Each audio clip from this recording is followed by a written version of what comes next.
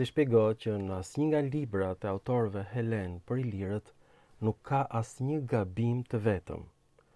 Në fakt, fjalori i gjuhëve indo-europiane është bazuar mbi fjalorin e Hezikiusit të Aleksandris, ku ka qenë akademia e parë botërore, ku janë mbledhur 8.000 gjuhëtar, shkrimtar, gramatikan nga të gjitha kolonitë Aleksandrit Madh.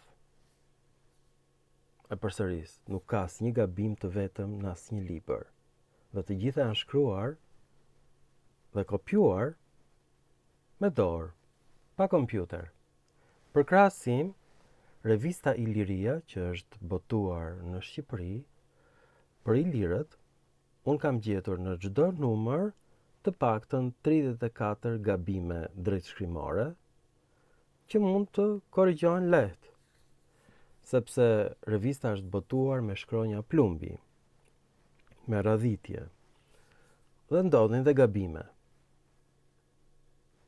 Një autore shumë e shquar që ka folur për pellazgët ka në një nga librat e saj 424 gabime drejtshkrimore. Në një nga librat e saj. Unë sa herë që bëj ndonjë postim në Facebook, ndodh që bëj me gabime drejtshkrimore, ndodh. Kur bëj një shkrim në kompjuter, gjithashtu bëj gabime drejtshkrimore dhe i korrigjoj më vonë. Për këtë arsye, çdo shtëpi botuese ka një redaktor që korrigjon gabime drejtshkrimore. Si është e mundur që grekët e lashtë nuk kanë bërë asnjë gabim të vetëm për Ilirët? Jo vetëm kaq. Të gjithë emrat e fisave ilire, të gjithë emrat e zotave ilire, i kemi nga autorët helen. Po të mos ishin ata, nuk do provohej dot që ne jemi vëndali.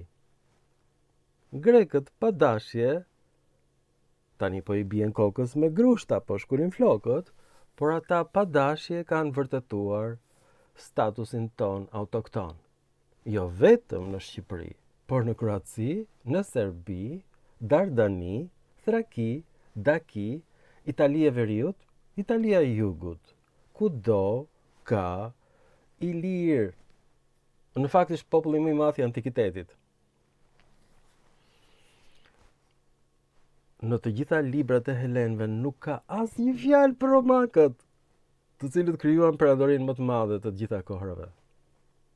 Nuk ka asnjë fjalë për persët, për galët, për fiset gjermanike, për fiset slave. Të vetmet libra që ata kanë bërë për Ilirët. Në komeditë e tyre janë tallur me Ilirët, sharjet më të pista i kanë për Ilirët. Pra, po të mos kishim këtë fond të jashtëzakonshëm, këtë thesar të autorëve helen, si do e provonim ne që jemi këtu vendas? Dhe mua, në fakt, më vjen rënd që ta them, por kam përdorur thjesht inteligjencën artificiale, diellën shqiptare, për të përkthyer tekstet helene në anglisht. Dhe në këto tekste helene thuhet që në Italinë e Veriut janë Ilirët Venet Lemetor, që ka kuptimin ata që të thyen kockat, që të dërmojnë. Është një sharje praktikisht. Është një lugin që quhet Lametos. Banorët quhen Lametinoi në Itali, pranë Kalabris. Dhe me qira fjala Kalabria është qytet Ilirothrakas. Është shpjeguar nga autorët helen, nuk thonë që janë grek, Ilirothrakas. Po ashtu, një lugin me këtë emër është regjistruar në Kikilia, në Azinë e Vogël, nga Prygasit, dhe Epiri është quajtur gjithmonë Prygja ose Bregu, si në shqip. Është përkthyer në helenisht Apeiros, i pan. Në dialektin dorik, Epeiros, dialekti atik. Por emri është Iliro-Helen, Prygja, Bregu. Ku është Shqipja këtu? e pra lidhet me fjalën lami, lama në gjuhën gege dhe lëmi në gjuhën shqipe.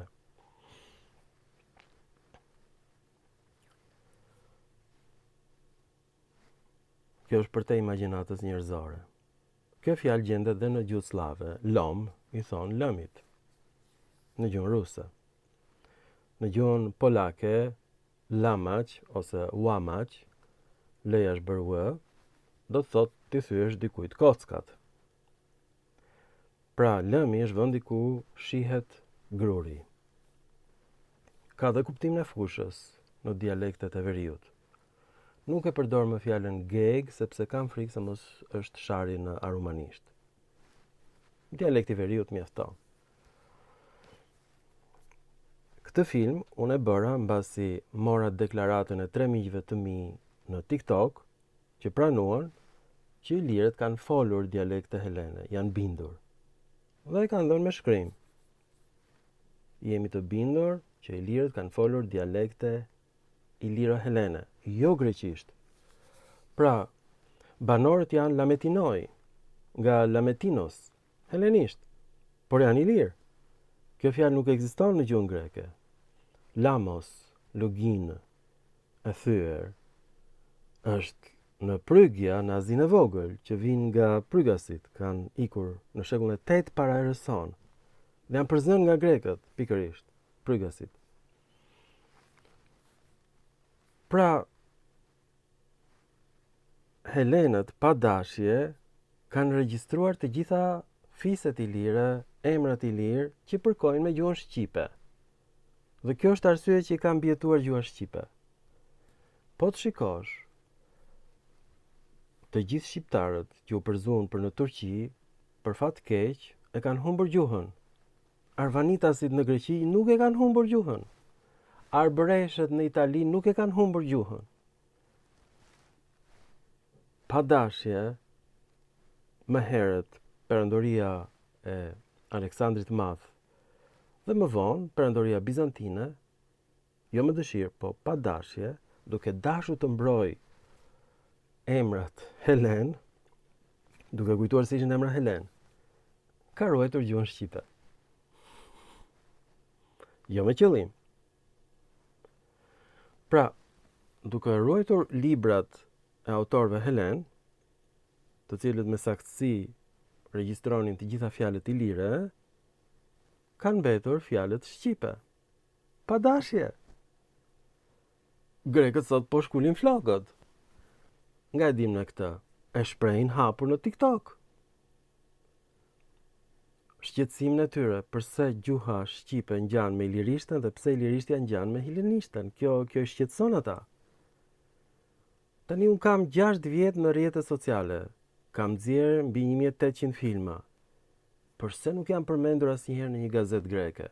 Sepse teorikisht kjo është dhuratë që po i bëj unë gjoja grekërve. Ja, ku i keni fiset iliro-helene. Po grekërve kjo nuk ju pëlqen fare.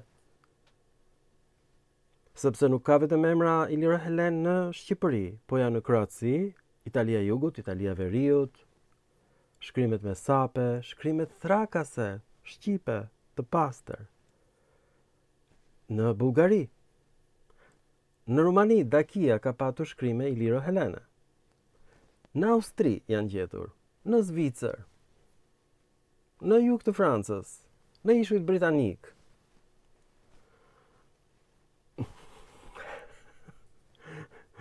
Grekët, duke dashur të mbrojnë çdo gjë helene, pa dashje kanë regjistruar të gjitha fjalët ilire dhe janë shkrirë këto me helenishten.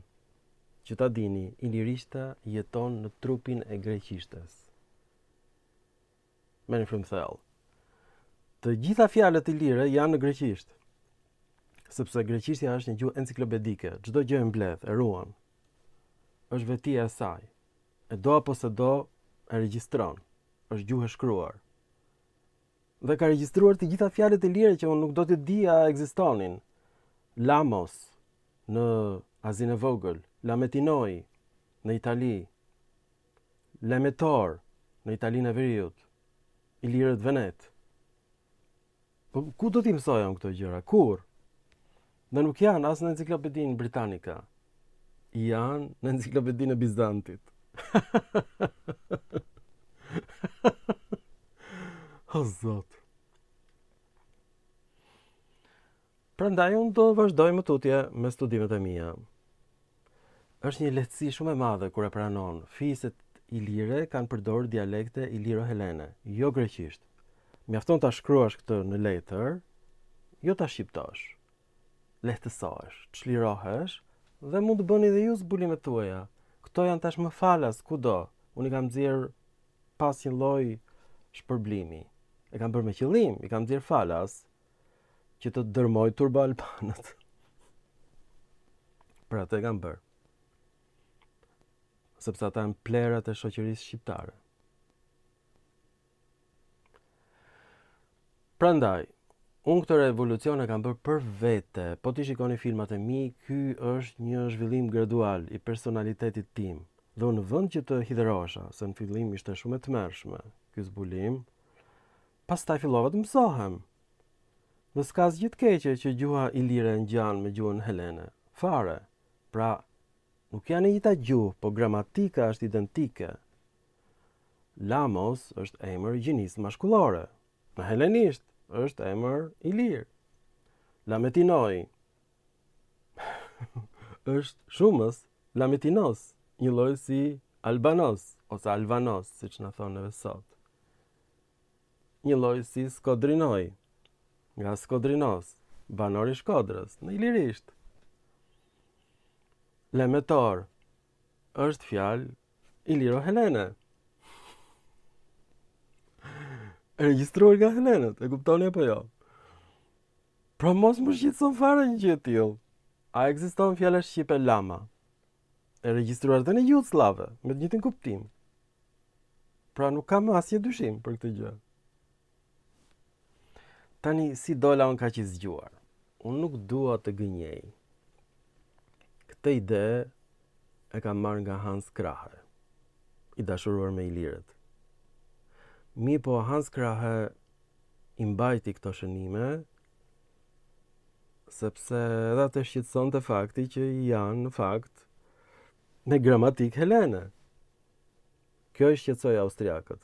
Prandaj nuk u fol më për ilirët, mbas vitit 1971 kur doli revista Iliria, me mbishkrime iliro-helene të gjetura në Shqipëri. Mi po të njëjtat mbishkrime gjenden në Kroaci, iliro-helene, në Serbi, Dardani, Thraki, Daki, Maqedoni. Është populli më i madh i antikitetit. Jo grek, iliro-helen. Do t'i shikoni filmat e mi me vëmendje. Pra nuk kam asnjë lloj pikë dyshimi që ka qenë populli më i madh i antikitetit dhe është rrudhur. Në fakt jemi zvogëluar.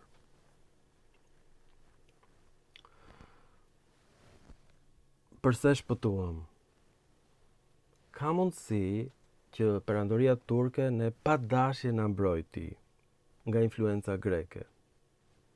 Jo se na donte ne, po thjesht bashkoi të gjitha trojet shqiptare të quhetura në turqisht vilajete në një perandori të madhe dhe për 500 vjet shërbeu si mbureu, si mbrojtje për ndikimin grek dhe atë latin. Nuk ishte pushtimi dobishëm, na la shumë të prapambetur, por na la dhe ignorant, pra nuk u helenizuam. Pra pushtimi ka të mira dhe të këqijat e tij. Rëndësi ka që gjuha shqipe mbijetoj, dhe kjo është mrekullia e tetë e botës. Është e vetmja gjuhë e antikitetit që ka ardhur e pandryshuar fare që nga shekulli 8 para erëson në mos më herët, sepse fjalët e shqipes janë gjetur në gjuhën hitite, në Azinë e Vogël. Fjala mjekër është një lloj, dhe këto tekste janë me një moshë 1900 para erës son. Më herët se greqishtja. Fjalët e shqipes janë regjistruar më herët se sa fjalët greke. Ja ku e ke, populli i lirë ka qenë populli më i madh i antikitetit. Mund ta quajmë pa frikë populli shqiptar. Fjala i lirë vjen nga yliroi në greqisht dhe është sharje. Po s'ka gjë. Nuk është ilir, është illyroi në shumës, nga illyros. Ta quajnë popullin shqiptar, ç'të keq e ka? Ju lutem, bëni këtë që them unë. Shkruani në një copë letër, ilirët flistin dialekte iliro-helene dhe do shpëtoni, do të çliroheni, nuk do keni më komplekse dhe ju do të bëni filma të tjerë vetë, sepse tekstet janë në internet, do t'i gjeni. Ju falenderit për vëmendjen dhe mirupafshim në filma të tjerë shkencor. Ju dua shumë.